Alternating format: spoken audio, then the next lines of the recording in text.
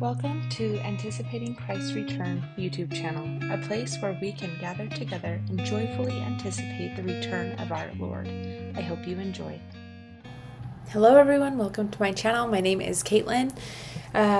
Today I want to share with you a comment that I got from a subscriber. They wrote, "Good morning, Caitlin. Looking forward to watching this, but I wanted to mention a random fact I came across this morning. I am not much one to follow numbers, but I do know there are many who do. On December 9th, there were 7 earthquakes from 1.8 to 3.0 in the New Madrid seismic zone.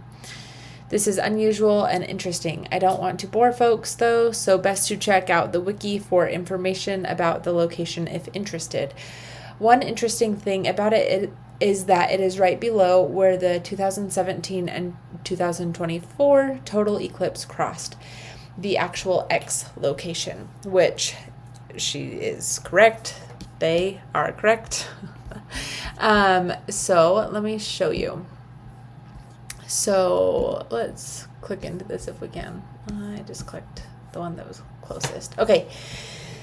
So here is the map of the total solar eclipses. And this was a big deal. August 21, 2017, which I believe was also President Monson's birthday, and it would be his last birthday. Let me double check. Yes. So President Monson, his birthday is August 21st. Interestingly, he was born 1927. So he was, what is that, 90? Was he 90? Yeah, that'd make 90.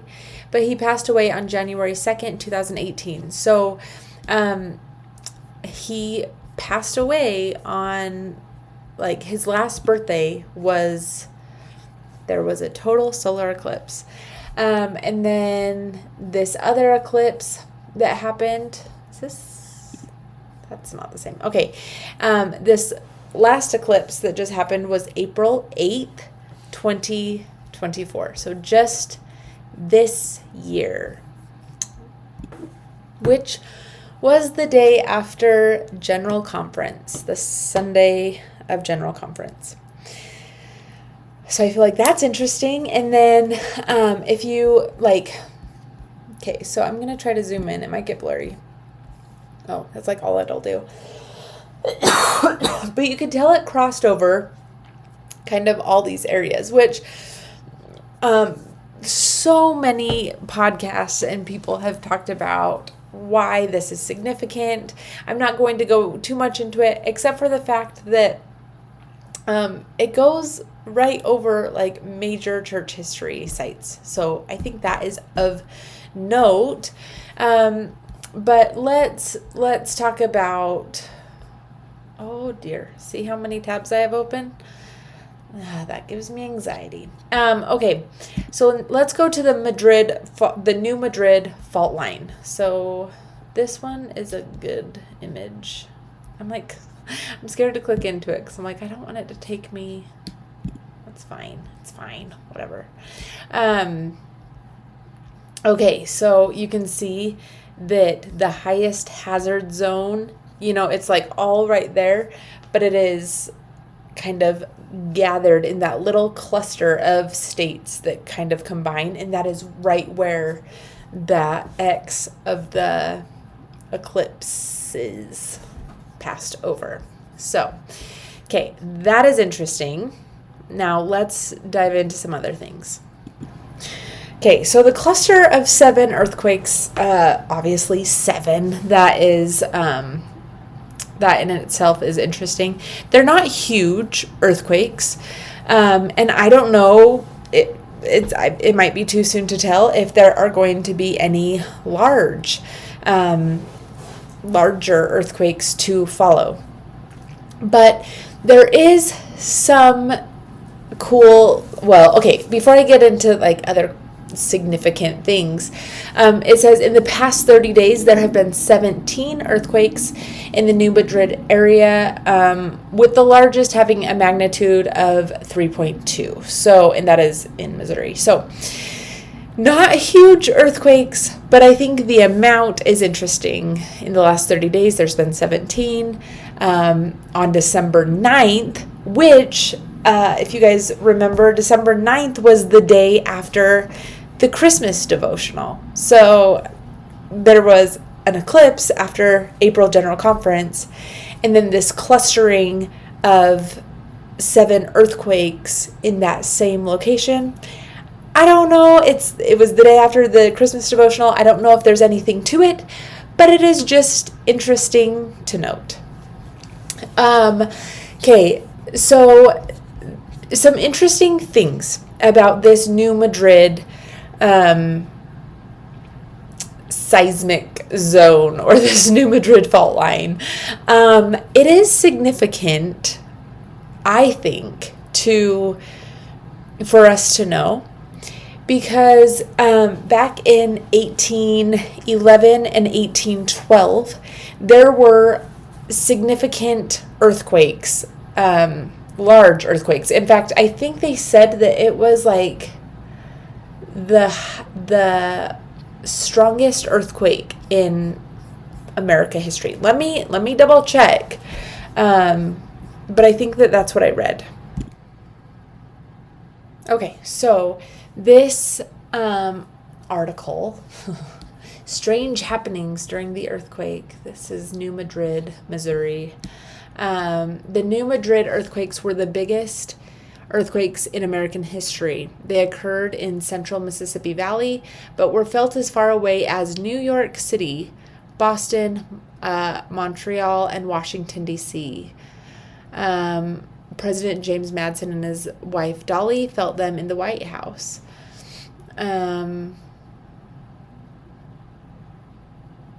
Okay, so I mean, these were the biggest earthquakes in America history. In the known history of the world, no other earthquakes have lasted so long or produced so much evidence of damage as the New Madrid earthquakes. 3 of the earthquakes are on the list of America's top earthquakes. The first in December 16th, 1811, the magnitude of 8.1 on the Richter scale. The second on January 23rd, 1812, at 7.8, and the third on February 7th, 1812. So those are like all a month apart. And it was as much as 8.8 magnitude. To me, that seems kind of crazy to have 3 of the, like, were these all in that area? Yeah, so that is crazy to have 3 huge earthquakes right in a row, like a month apart. I mean, not in a row, but like a month apart. That seems crazy to me. So anyway, there's that. Okay, before I end this video, I just want to go to Revelation 6 because I find it interesting, is all, just interesting.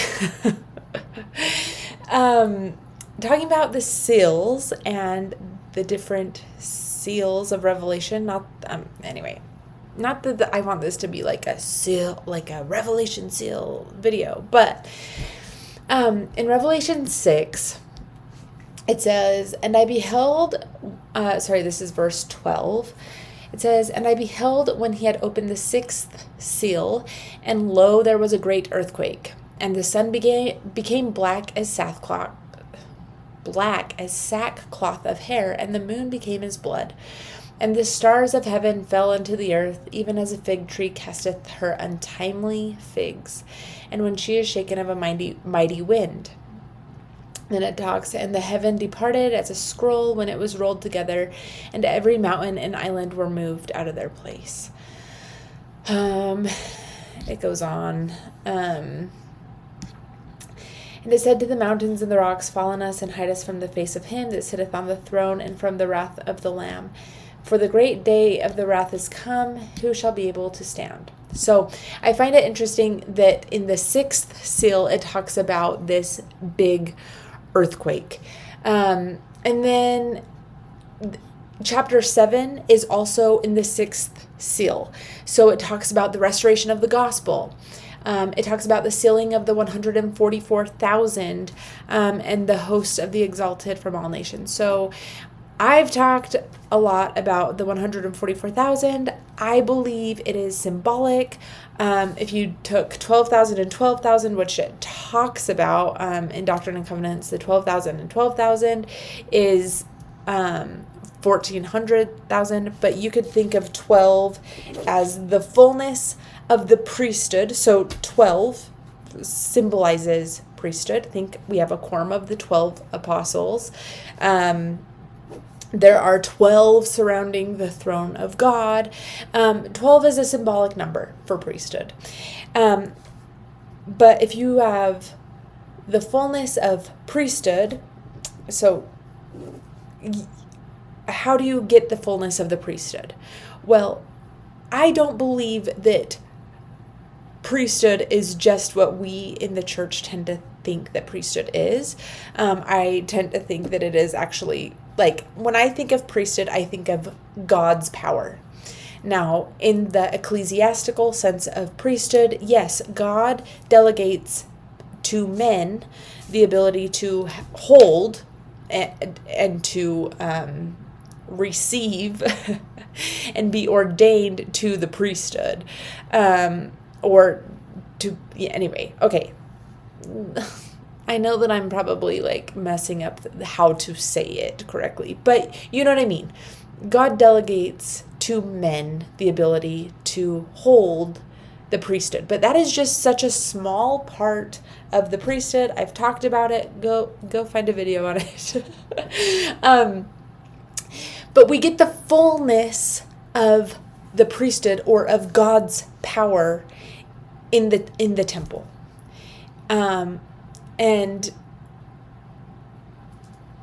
anyway, so I believe that the sealing of the 144,000 is not a number that we should be like, oh, there are only 144,000 that can be sealed to God. No. I don't think so. I don't think that's all that can be exalted. I believe it is the 12 tribes of Israel will get, so all 12 tribes of Israel will receive the fullness of the gospel, the fullness of the priesthood, the fullness of temple covenants one day through the temple, the house of the Lord. That is my interpretation of it. I feel good with that. If it's not, then we can sort that out later. But as for right now, yeah. Anyway, plus it's so inclusive. Like, there is nothing in the gospel of Jesus Christ that is exclusive. God wants everyone to return to them, but he wants us to choose to return to him. Anyway, not the video, but, just wanted to say that. So in the 6th seal still is the restoration of the gospel, which has to do with Joseph Smith, obviously, restoring the gospel, restoring priesthood, restoring temple, all the things to be able to be exalted or have hosts from all nations exalted if they choose to make and keep covenants and keep them. That is part of it. Okay, so that is still in the 6th seal. Okay. Now, chapter 8 is where the 7th seal starts, which I'm not going to talk about because... Anyway, so in talking about this big earthquake that happened in the 1800s, and right in that interesting time of the restoration of the gospel. So let me actually take you back. And I'll show you. So I just typed into perplexity, which I just said, can you tell me about the New Madrid earthquakes in 1811 and 1812? I don't even remember what my prompt was. What are the implications of these earthquakes in Joseph Smith? Like, I just typed it in. I could have probably typed in something better. But it's interesting that it says Joseph Smith in the early history of the Church of Jesus Christ. So it's been linked in several ways. Joseph Smith was born in 1805. And they interpret this seismic activity as a divine witness of Smith's prophetic calling. I don't know, but I think it is interesting that Joseph Smith was born in 1805. He would later have the first vision in 1820, and these earthquakes in 1811 and 1812 happened. And then in 1815, if you guys remember, so I actually typed it in, but it's interesting that it brought this up. But it says in 1815, just 5 years before the first vision, Mount Tambora erupted, and it was a huge deal. In fact, I think I looked it up. Maybe I closed out of it, though. It was a huge deal. Just a second, actually. Okay, sorry. But yes, so this eruption of the new Mount Tambora volcano, that is actually in the Saints book. So if you go, and I'll let you guys go and do that, but I'll show you where it's at. In the Gospel Library, if you care to know. So if you go to the library, you click the books on the bottom of the thing, and then you go to church history, and then you click saints, and then if you go to 1, it talks about asking in faith, but it talks about, it's actually funny because I remember when I first read this, I was like, what does this have to do with anything? But it's actually important. So this volcano erupted, and it caused damage, or it caused issues for the whole world, basically. It says that the blast effects rippled across the globe. Spectacular sunsets, all these things. But all these things in the coming year, the weather turned unpredictable and devastating. The eruption caused temperatures in India to drop, and cholera killed thousands, destroying families.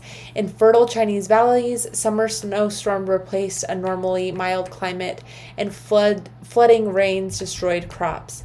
In Europe, food supplies dwindled, leading to starvation and panic. Everywhere, people sought explanations for the suffering and death the strange weather caused. Prayers and chants from holy men echoed through Hindu temples. So, you could just see that this was chaotic.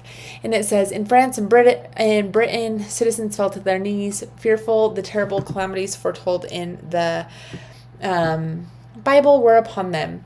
In North America, ministers preached that God was punishing wayward Christians, and they sounded warnings to stoke religious feelings.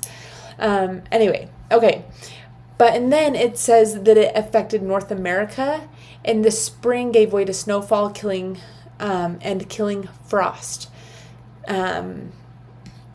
So anyway, I say all of this to say that it caused effects for Joseph Smith's family. Lucy Mack Smith and her husband, their crops shriveled under relentless frost, and they faced financial ruin and uncertain future if they were to stay where they were. He knew his oldest son's 18-year-old Alvin and 16-year-old Hiram could help him clear the land, build a house, and plant harvest crops. His 13-year-old daughter, Sophronia, was old enough, blah, blah, blah. All this stuff, basically. So they were having to move and start again. So they abandoned their home in Vermont and traveled to the state of New York, where they hoped to find a good farm to buy. Joseph Smith Sr. set out for New York. And then, anyway, all of this to say that they moved because of this volcano. And anyway, it's just, you should go and listen to it because I skimmed through it. So anyway, I find that super interesting. Anyway, all of this to say, this is super interesting. We'll just have to keep paying attention. I find it super interesting that it's over the Eclipse site, that it is in Missouri, that it happened the day after the Christmas devotional, that the first eclipse happened on President Monson's last birthday, and the last eclipse in 2024 happened right after General Conference. Is it all coincidence? Maybe, but I find it interesting. Let's just keep watching, keep paying attention. Maybe this is a good reminder to just make sure you have things that you need to be prepared. Obviously, don't go to extreme, but just be prepared, and be prepared to help out if tragedy strikes in wherever you live personally. So I think that's it, but thank you so much for your comment. And yeah, let me know in the comments what you guys think. Please like, share, subscribe, follow me on Instagram, and you'll see me soon. Have a good day. Bye.